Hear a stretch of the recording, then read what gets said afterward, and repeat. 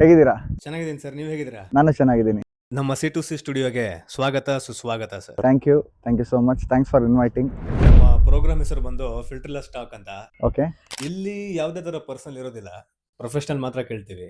ನೀವು ಫಿಲ್ಟರ್ಲೆಸ್ ಮಾತಾಡಿದ್ರೆ ನಮಗೂ ಈಸಿ ಆಗುತ್ತೆ. ಇವಾಗ ನಾನು ಫಿಲ್ಟರ್ ಹಾಕೊಂಡು ಮಾತಾಡ್ಬೇಕಾ ನನ್ನ ಮಾತಲ್ಲಿ, ಅಥವಾ ಫಿಲ್ಟರ್ಲೆಸ್ ಟಾಕ್ ಆಗಿರ್ಬೇಕಾ? ನಿಮ್ಮ ಅನುಕೂಲ ಸರ್. ಓಕೆ. ನಮ್ಗೆರಡೂ ಓಕೆ. ಸೊ ನೀವೇನು ಕೇಳ್ತೀರಾ ಆ ಕ್ವಶನ್ಸ್ ನಾನು ರೆಡಿ ಆಗಿದ್ದೀನಿ. ಸೊ ನೀವು ಕೇಳಿ ಕ್ವಶನ್. ನಮ್ಮ ಪ್ರೇಕ್ಷಕರಿಗೆ ನಿಮ್ದೊಂದು ಕಿರು ಪರಿಚಯ. ಬೇಸಿಕಲಿ ಬಂದು ನಾನು ಡ್ಯಾನ್ಸ್ ಕೊರಿಯೋಗ್ರಾಫರು. ಸೊ ಮೂಲತಃ ಬಂದು ಡ್ಯಾನ್ಸ್ ಟ್ರೈನರ್ ಆ್ಯಕ್ಚುಲಿ ಫಸ್ಟ್ ಆಗಿದ್ದು. ಸೊ ಅದಾದಮೇಲೆ ಬಂದು ಲೈಕ್ ಇವಾಗ ನನ್ನ ಸಿನಿಮಾ ಡೆಬ್ಯೂ ಸಿನಿಮಾ ಒಂದು ರಿಲೀಸ್ ಮಾಡೋದಕ್ಕೆ ಪ್ಲ್ಯಾನ್ ಮಾಡ್ತಾ ಇದ್ದೀನಿ. ಸೊ ಬ್ಲ್ಯಾಕ್ ಶೀಪ್ ಅಂತ ಸಿನಿಮಾ ಹೆಸರು. ಸೊ ಇದು ಬಂದು ನನ್ನ ಚಿಕ್ಕದಾದ ಒಂದು ಪರಿಚಯ ಹೇಳೋದಕ್ಕೆ. Super sir, all the best and congrats. Thank you so much. Sir, cinema ಮೇಲೆ ನಿಮಗೆ ಆಸಕ್ತಿ ಹೇಗೆ ಬಂತು? ಸೊ ಬೇಸಿಕಲಿ ಆಸಕ್ತಿಗಿಂತ ಹೆಚ್ಚಾಗಿ ನನಗೊಂದು ಪ್ಯಾಷನ್ ಇತ್ತು, ಸೊ ಸಿನಿಮಾ ಮಾಡಬೇಕು ಅಂತ. ಸೊ ಈ ಪ್ಯಾಷನ್ ಹಾಗೆ ಕಂಟಿನ್ಯೂ ಆಗ್ತಾ ಆಗ್ತಾ ಈಗ ಪ್ರೊಫೆಷನ್ ಆಗಿ ನಿಂತಿದೆ.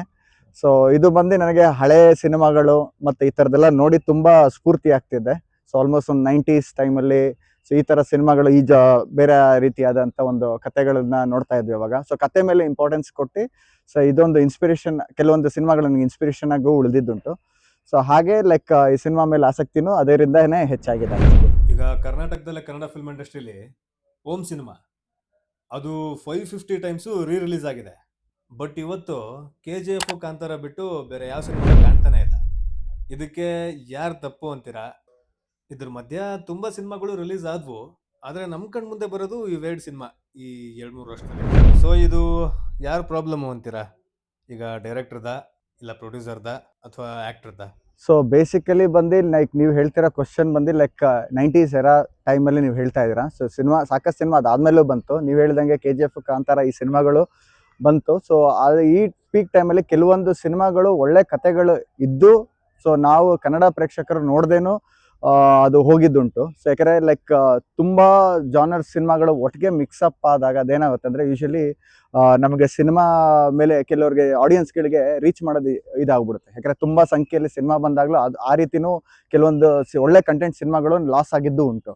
ಸೊ ಬೇಸಿಕಲಿ ಬಂದು ಕತೆ ಕಂಟೆಂಟ್ಗಳು ಚೆನ್ನಾಗಿರೋ ಜನ ಹುಡ್ಕೊಂಡು ಥಿಯೇಟ್ರಿಗೆ ಬರ್ತಾರೆ.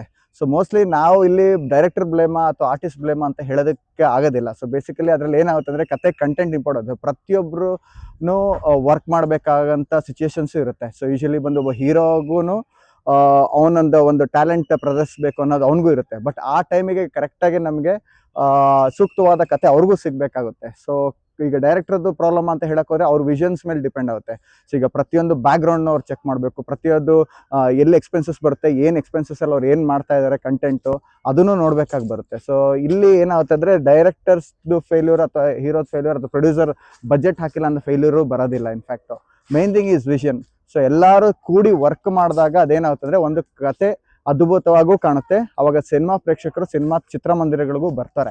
ಇವಾಗ ನಿಮ್ಗೆ ಈ ಎಲ್ಲಾ ಡಿಪಾರ್ಟ್ಮೆಂಟ್ ಒಟ್ಟಿಗೆ ಸೇರಿ ವರ್ಕ್ ಮಾಡ್ಬೇಕು ಅಂತಂದ್ರಲ್ಲ, 24 ಡಿಪಾರ್ಟ್ಮೆಂಟ್ ಅಲ್ಲೂ ಕೂಡ, ಅಂದ್ರೆ ನಾನೇನ್ ಹೇಳ್ತಾ ಇದೀನಿ ಅಂದ್ರೆ 24 ಡಿಪಾರ್ಟ್ಮೆಂಟ್ ಅಲ್ಲಿ ನೀವು ವರ್ಕ್ ಮಾಡಿದ್ರೆ ಅದ್ರಲ್ಲಿ ನಿಮ್ಗಿಂತ ಸೀನಿಯರ್ಸು ಇರ್ತಾರೆ, ಜೂನಿಯರ್ಸು ಇರ್ತಾರೆ.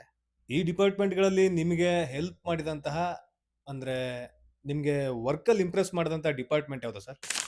ಆ್ಯಕ್ಚುಲಿ ಪ್ರತಿಯೊಂದು ಡಿಪಾರ್ಟ್ಮೆಂಟ್ಸು ನನಗೆ ಸಖತ್ತು ಫ್ರೂಟ್ಫುಲ್ ಆಗಿ ಕೆಲಸ ಮಾಡಿಕೊಟ್ಟಿದ್ದಾರೆ. ಸೊ ಆ್ಯಕ್ಚುಲಿ ಬೇಸಿಕಲಿ ನನಗೆ ಎಲ್ಲ ಡಿಪಾರ್ಟ್ಮೆಂಟ್ಗೂ ಹೋಗೋ ಮುಂಚೆ ಫಸ್ಟು ನಾನು ಸೆಲೆಕ್ಟ್ ಮಾಡಿದೆ.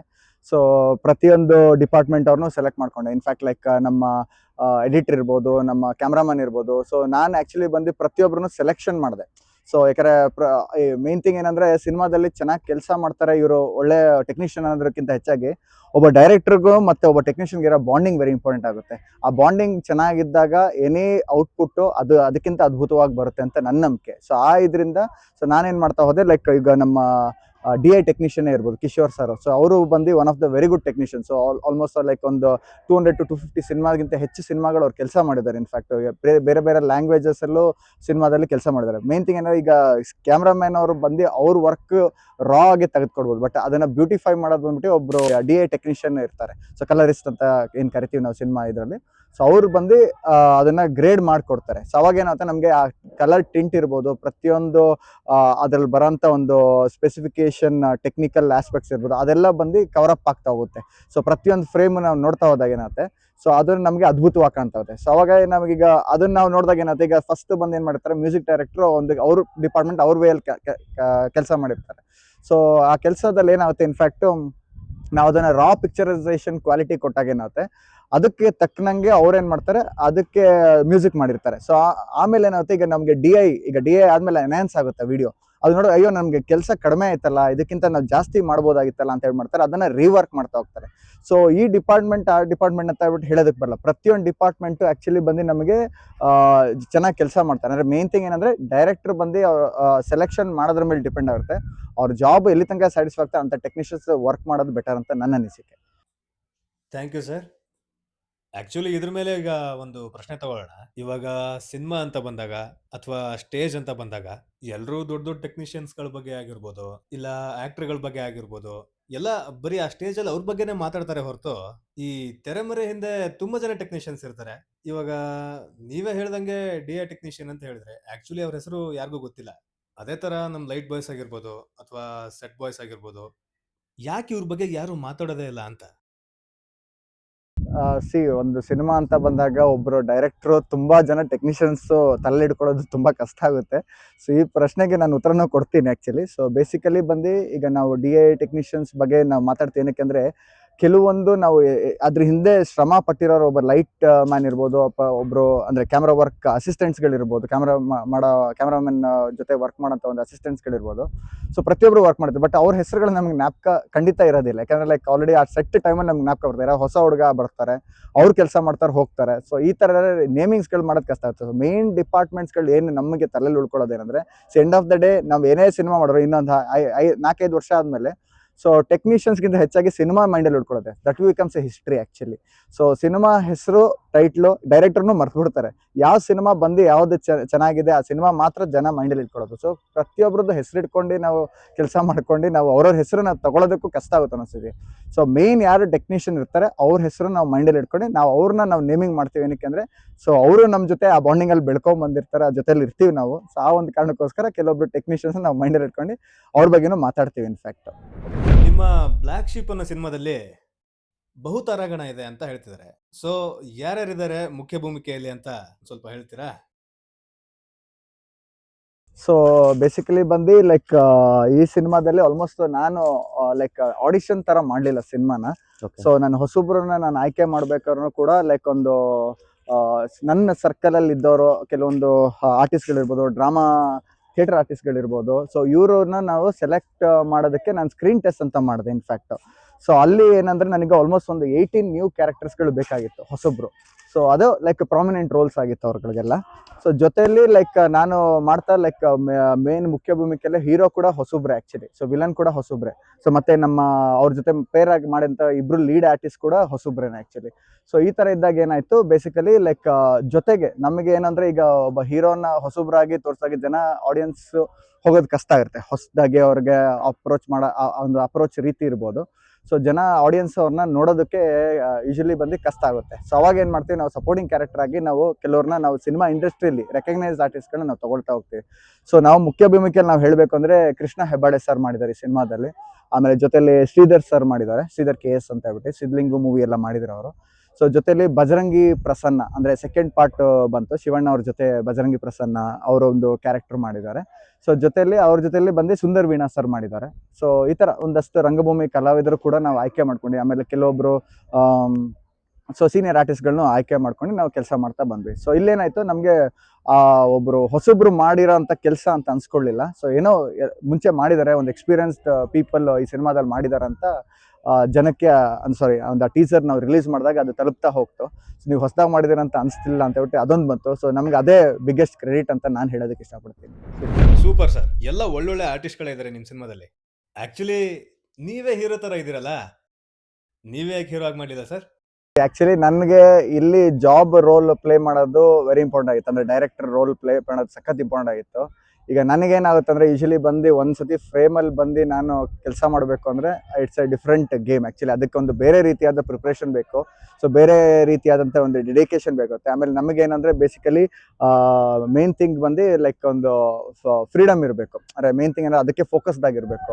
ಇಲ್ಲಿ ಟೆಕ್ನಿಷಿಯನ್ ಕೆಲಸ ಮಾಡ್ಕೊಂಡು ಅದು ಇದು ನಮಗೆ ಪ್ರತಿಯೊಂದು ದಿನವೂ ಬೇರೆ ಬೇರೆ ರೀತಿಯಾದಂಥ ಒಂದು ವರ್ಕ್ ಪ್ರೆಷರ್ ಇದ್ದೇ ಇರುತ್ತೆ. ಸೊ ಆ ವರ್ಕ್ ಪ್ರೆಷರ್ ಮಧ್ಯೆ ನಾವು ಜಸ್ಟ್ ಫ್ರೇಮಲ್ಲಿ ಬಂದಾಗ ಏನಾಗುತ್ತೆ, ಅದು ಸಖತ್ ಡಿಸ್ಟರ್ಬೆನ್ಸ್ ಆಗ್ತಾ ಹೋಗ್ತೀವಿ ನಾವು. ಸೊ ಆ ಒಂದು ಕಾರಣಕ್ಕೋಸ್ಕರ ನಾನು ಆರ್ಟಿಸ್ಟ್ ಆಗಿ ಮಾಡೋದಕ್ಕೆ ಇಷ್ಟಪಡಲಿಲ್ಲ. ಸೊ ಜಸ್ಟ್ ಡೈರೆಕ್ಟ್ರಾಗೆ ಕೆಲಸ ಮಾಡೋದಕ್ಕೆ ಹೋದೆ ನಾನು. ಸರ್, ನೀವು ಕೊರಿಯೋಗ್ರಾಫರು ಹಾಗೆ ಜಿಮ್ ಟ್ರೈನರ್ ಅಂತಲೂ ಕೇಳ್ಪಟ್ಟಿದ್ದೀವಿ. ಸೊ ನಿಮ್ಮ ಈ ಬ್ಲ್ಯಾಕ್ ಶೀಪ್ ಅನ್ನೋ ಸಿನಿಮಾ ಡಾನ್ಸ್ ಬಗ್ಗೆ ಇರುತ್ತಾ ಅಥವಾ ಆಕ್ಷನ್ ಬಗ್ಗೆ ಇರುತ್ತಾ ಸರ್? ಸಿ, ನೀವು ಕೇಳೋ ಕ್ವಶನಲ್ಲಿ ಎರಡೂ ಆನ್ಸರ್ ಇದೆ. ಸೊ ಬೇಸಿಕಲಿ ಬಂದು ಈ ಸಿನಿಮಾ ಬಂದು ನಾನು ಡ್ಯಾನ್ಸ್ ರಿಲೇಟೆಡ್ ಆಗಲಿ ಅಥವಾ ಆ್ಯಕ್ಷನ್ ರಿಲೇಟೆಡ್ ಆಗಿ ಈ ಸಿನಿಮಾನ ಮಾಡಿದ್ದಿಲ್ಲ. ಸೊ ಇದು ಬಂದು actually suspense crime thriller genre ಇಟ್ಕೊಂಡು ಮಾಡಿರೋಂಥ ಸಿನಿಮಾ. ಬಟ್ ಡ್ಯಾನ್ಸ್ ಅನ್ನೋ ಒಂದು ವಿಶೇಷತೆ ಕೂಡ ಇದೆ ಇದರಲ್ಲಿ. ಇದರಲ್ಲಿ ಸಾಂಗ್ ಬರುತ್ತೆ ಒಂದು ಅಂದರೆ ಲೈಕ್ ಒಂದು ಸ್ಪೆಷಲ್ ಪಬ್ ಸಾಂಗ್ ಒಂದು ಬರುತ್ತೆ. ಸೊ ಜೊತೆಯಲ್ಲಿ ಒಂದು ಜರ್ನಿ ಸಾಂಗ್ ಕೂಡ ಒಂದಿದೆ. ಸೊ ಅದ್ರ ಜೊತೆಗೆ ಒಂದು ಆ್ಯಕ್ಷನ್ ಸೀಕ್ವೆನ್ಸ್ ಕೂಡ ಸುಮಾರಿದೆ. ಆಮೇಲೆ ಚೇಸಿಂಗ್ ಸೀಕ್ವೆನ್ಸ್ಗಳಿದೆ. ಸೊ ಸುಮಾರು ಈ ಥರದ್ದು ಒಂದಷ್ಟು ಕೂಡ ಮಾಡಿದ್ದೀನಿ ಇನ್ಫ್ಯಾಕ್ಟ್ ಇದರಲ್ಲಿ. ಸೊ ನೀವು ಸಿನಿಮಾ ನೋಡಿದ್ರೆ ನೀವೇ ಹೇಳ್ತೀರಾ, it's a complete package cinema. Oh, super sir. ಈ ಬ್ಲ್ಯಾಕ್ ಶೀಪ್ ಅನ್ನೋದಕ್ಕೂ ಮತ್ತೆ ನಿಮ್ಮ ಸಿನಿಮಾಗೂ ಏನು ಸಂಬಂಧ ಸರ್? ಬ್ಲ್ಯಾಕ್ ಶೀಪ್ ಟೈಟ್ಲ್ ಬಗ್ಗೆ ಹೇಳೋದಕ್ಕೆ ಹೋದರೆ ತುಂಬ ಹೇಳಬೇಕು, ಯಾಕಂದರೆ ಇದರಲ್ಲಿ ಅರ್ಥಗಳು ತುಂಬ ಇದೆ. ಸೊ ಬೇಸಿಕಲಿ ಬಂದು ಇದು ನಾನು ಹೇಳ್ದಂಗೆ ಇದು ಒಂದು ಡ್ಯಾನ್ಸ್ ರಿಲೇಟೆಡ್ ಇಲ್ಲ ಅಥವಾ ಆ್ಯಕ್ಷನ್ ರಿಲೇಟೆಡ್ ಅಷ್ಟೇ ಅಲ್ಲ. ಸೊ ಪ್ರತಿಯೊಬ್ಬರದ್ದು ಒಂದು ಆಡಿಯನ್ಸ್ ನೋಡೋವಂಥ ಒಂದು ಸಿನಿಮಾ ಟೈಟ್ಲೇ ಬ್ಲ್ಯಾಕ್ ಶೀಪ್ ಆ್ಯಕ್ಚುಲಿ.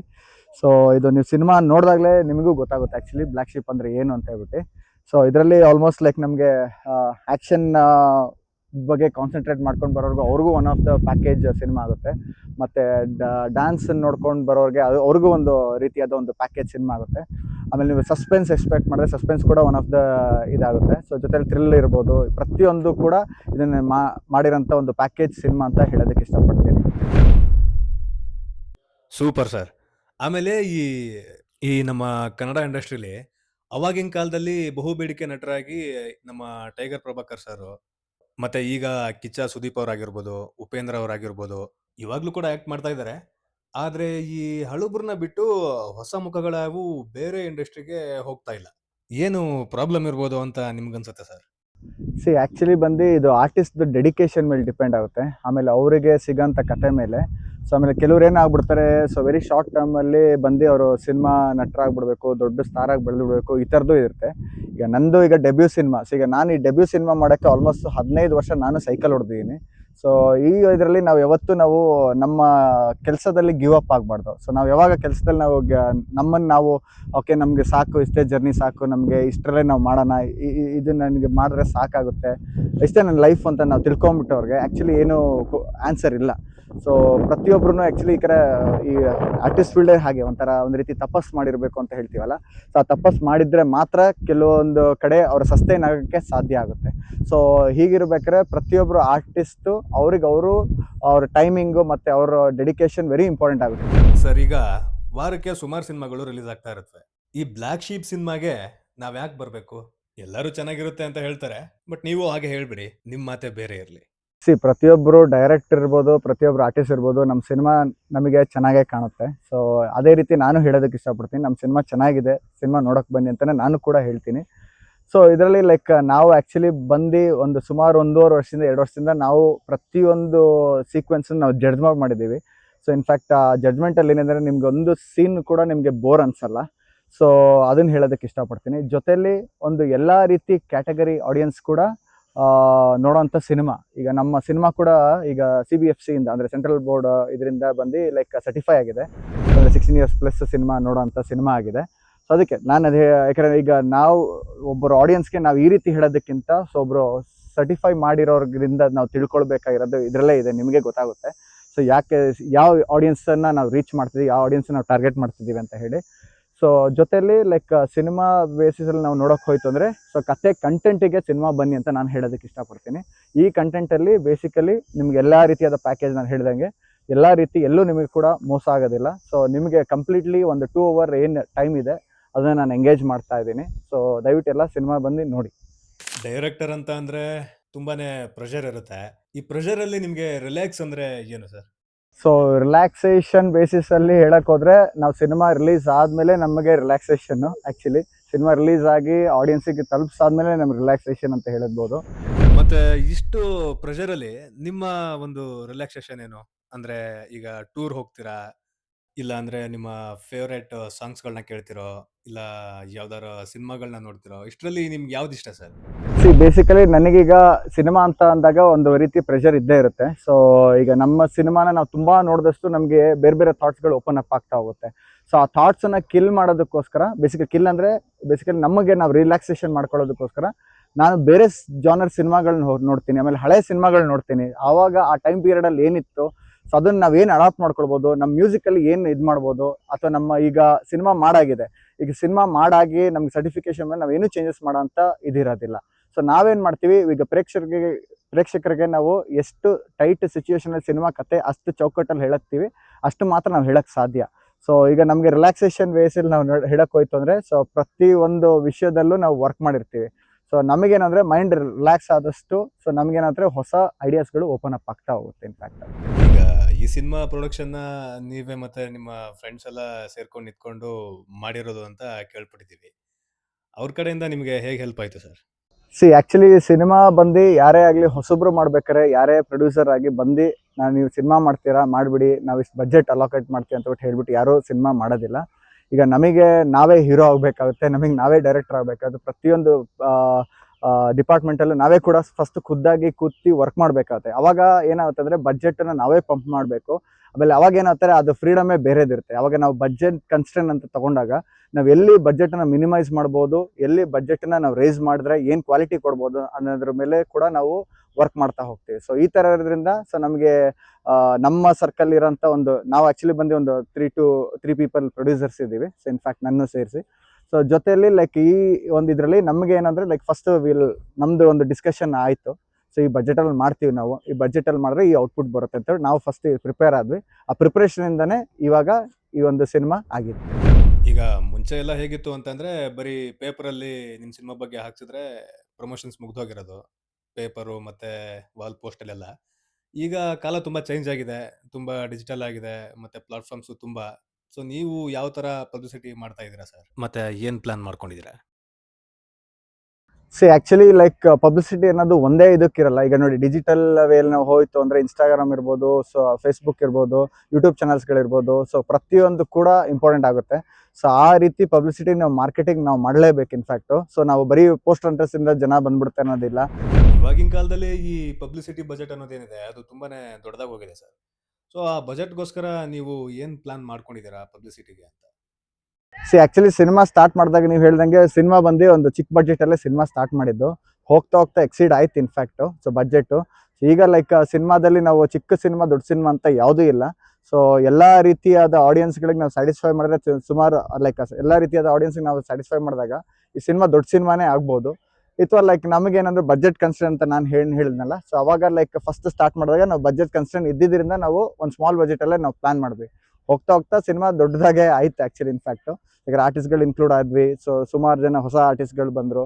ಆಮೇಲೆ ರೆಕಗ್ನೈಸ್ ಆರ್ಟಿಸ್ಟ್ಗಳು ಸುಮಾರು ಆಗ್ತಾವ್ರು. ಸೊ ಅದಾದಮೇಲೆ ನಮಗೆ ಬಜೆಟ್ ಇನ್ಕ್ರೀಸ್ ಆಯಿತು.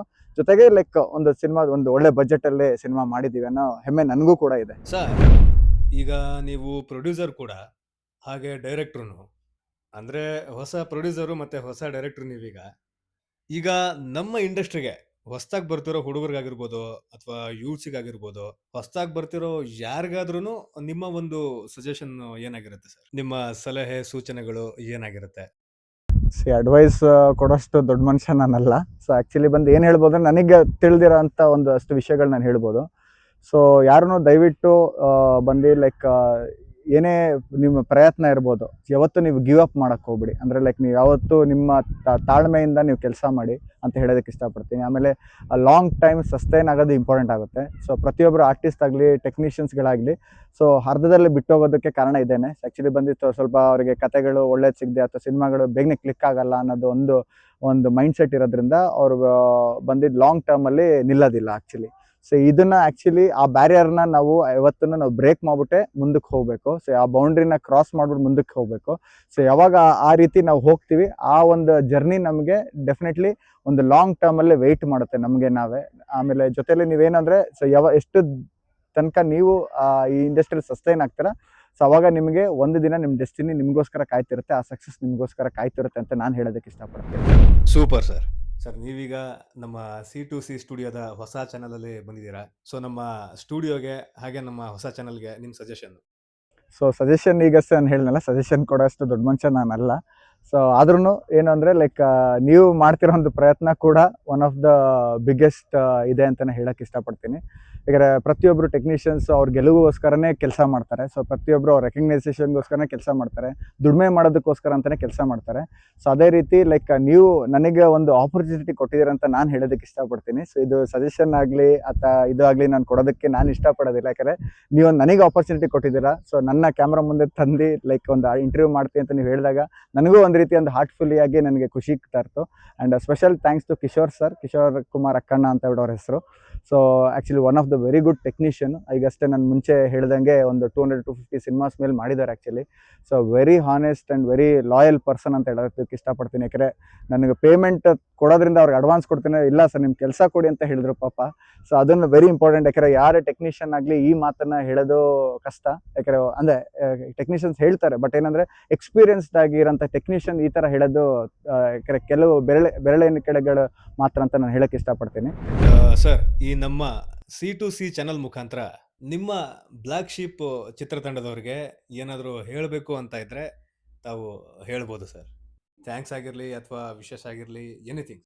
ಸೊ ಆ್ಯಕ್ಚುಲಿ ಬಂದು ಥ್ಯಾಂಕ್ಸ್ ಪ್ರತಿಯೊಬ್ಬರಿಗೂ ಹೇಳಬೇಕಂತ ಹೇಳ್ತೀನಿ. ಯಾಕಂದರೆ ಒಬ್ಬರು ಟೆಕ್ನಿಷಿಯನ್ ಅಷ್ಟೇ ಅಲ್ಲ ಅಥವಾ ಒಬ್ಬರು ಆರ್ಟಿಸ್ಟ್ ಅಷ್ಟೇ ಅಲ್ಲ, ಸೊ ಪ್ರತಿಯೊಬ್ಬರೂ ಕೆಲಸ ಮಾಡಿದ್ದಾರೆ. ಸೊ ಪ್ರತಿಯೊಬ್ಬರಿಗೂ ನಾನು ಥ್ಯಾಂಕ್ಸ್ ಹೇಳ್ತೀನಿ. ಯಾಕಂದರೆ ಥ್ಯಾಂಕ್ಸ್ ಅಂತ ಪದ ನಾವು ಯೂಸ್ ಮಾಡಿದಾಗ ಏನಾಗುತ್ತೆ ಆ ರಿಲೇಷನ್ಶಿಪ್ ಎಂಡ್ ಆಗುತ್ತೆ ಅಂತ ನನ್ನ ಭಾವನೆ. ಸೊ ಅದು ಯಾವತ್ತೂ ನಾನು ಥ್ಯಾಂಕ್ಸ್ ಅಂತ ಹೇಳಲ್ಲ. ಸೊ ನೆಕ್ಸ್ಟು ಏನೇ ವರ್ಕ್ ಇದ್ದರೂ ನಾನು ಇನ್ವೈಟ್ ಮಾಡೋದಕ್ಕೆ ಇಷ್ಟಪಡ್ತೀನಿ. ನಾನು ಥ್ಯಾಂಕ್ಸ್ಗಿಂತ ವೆಲ್ಕಮ್ ಅನ್ನೋ ಪದನ ಉಪಯೋಗಿಸೋಕ್ಕೆ ಇಷ್ಟಪಡ್ತೀನಿ. ಸರ್ ಈಗ ನೆಕ್ಸ್ಟು ನಿಮ್ಮ ಸಿನಿಮಾ ಯಾವಾಗ ಏನಾದರೂ ಅಪ್ಡೇಟ್ಸ್ ಇದೆಯಾ ಸರ್ ಅದ್ರ ಬಗ್ಗೆ? ಸೊ ಈಗ ನೆಕ್ಸ್ಟ್ ಏನಂದರೆ ನಮ್ಮ ಸಿನಿಮಾ ಈಗ ರಿಲೀಸ್ ಹಂತದಲ್ಲಿದೆ. ಸೊ ರಿಲೀಸ್ ಆದಮೇಲೆ ನೆಕ್ಸ್ಟ್ ಪ್ರಾಜೆಕ್ಟ್ಸ್ ಅಂತ ನಾನು ಒಂದಷ್ಟು ಪ್ಲ್ಯಾನ್ಸ್ಗಳಿದೆ. ಸೊ ಅದು ನೋಡೋಣ. ಸೊ ಲೈಕ್ ಈಗ ಸಿನಿಮಾ ರಿಲೀಸ್ ಆದಮೇಲೆ ನಮ್ಮದೇನು ಫಾಲ್ಟ್ಸ್ಗಳಿದೆ ಅಥವಾ ನಮ್ಮ ಏನಾರ ಕರೆಕ್ಷನ್ಸ್ಗಳು ನಾವು ಮಾಡ್ಕೊಳ್ಬೋದಾ ಈ ನೆಕ್ಸ್ಟ್ ಜರ್ನಿಯಲ್ಲಿ ನಾವು ನೆಕ್ಸ್ಟ್ ಸಿನಿಮಾ ಅಂತ ಮಾಡಿದಾಗ ಅಂತ ಹೇಳ್ಬಿಟ್ಟು ಸೊ ನಮಗೂ ಗೊತ್ತಾಗುತ್ತೆ. ಯಾಕಂದರೆ ಈಗ ಸಿನಿಮಾ ಬಂಡವಾಳ ಗೊತ್ತಾಗೋದೇ ಒಂದು ಆಡಿಯನ್ಸ್ ಪ್ರೇಕ್ಷಕರು ಸಿನಿಮಾ ಬಂದು ನೋಡಿದಾಗಲೇ ಗೊತ್ತಾಗೋದು. ಸೊ ಯಾಕಂದರೆ ನಾನು ಸ್ವಲ್ಪ ಓಪನ್ ಆಗಿ ಈ ಥರ ಮಾತಾಡ್ತೀನಿ. ಯಾಕೆಂದರೆ ಸೊ ಬೇಸಿಕಲಿ ಈಗ ನಮ್ಮ ಸಿನಿಮಾ ನಾವು ಗ್ರೇಟ್ ಅಂತ ನಾವು ಯಾವತ್ತೂ ನಾವು ಹೇಳ್ಕೊಳ್ಬಾರ್ದು. ಸೊ ಜನರಿಂದ ನಮ್ಮ ಗ್ರೇಟ್ನೆಸ್ನ ನಾವು ಪ್ರೂವ್ ಮಾಡ್ಕೊಳ್ಬೇಕಾಗ್ಬೋದು. Thank you sir. ನಿಮ್ಮ ಈ ಅಮೂಲ್ಯವಾದ ಸಮಯನ ನಮ್ಮ C2C ಸ್ಟುಡಿಯೋ ಜೊತೆಗೆ ಹಂಚ್ಕೊಂಡಿದ್ದಕ್ಕೆ ನಿಮಗೆ ತುಂಬು ಹೃದಯದ ಧನ್ಯವಾದಗಳು. So thank you so much. Thanks to C2C studio. ಎಲ್ಲರೂ ದಯವಿಟ್ಟು ಕನ್ನಡ ಸಿನಿಮಾ ನೋಡಿ, ಕನ್ನಡನ ಉಳಿಸಿ, ಕನ್ನಡನ ಬೆಳೆಸಿ ಅಂತಲೇ ಪ್ರತಿಯೊಂದು ಕಡೆ ನಾನು ಹೇಳ್ತೀನಿ. ಸೊ ಅದೇ ರೀತಿ ಬ್ಲ್ಯಾಕ್ ಶೀಪ್ ಸಿನಿಮಾ ಕೂಡ ನಿಮ್ಮ ಕೈಯಲ್ಲಿದೆ. ಸೊ ನೀವು ಅದನ್ನು ಉಳಿಸ್ತೀರಾ ಅಂತ ನಂಬಿಕೆ ನನ್ನಲ್ಲೂ ಕೂಡ ಇದೆ. ಸೊ ಈ ಒಂದು ಭರವಸೆಯಿಂದ ನಾನು ಕಾಯ್ತಾ ಇದ್ದೀನಿ. Thank you so much.